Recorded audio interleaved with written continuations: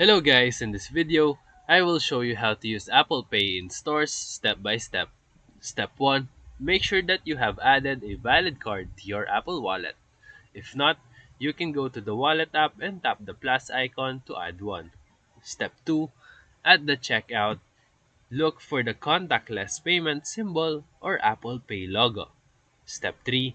On iPhones with Face ID, double press the side button. For Touch ID models, rest your finger on the sensor. Step 4. Your default card will appear. Hold your iPhone near the card reader and you will see a Done check mark when the transaction is successful. Step 5. If you have multiple cards, tap the card image to switch before paying.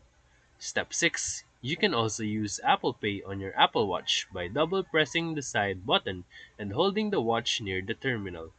And now, you know how to pay in store using your Apple Pay with ease. So if this video helped you, feel free to like and subscribe for more quick tutorials, reviews, and comparison videos.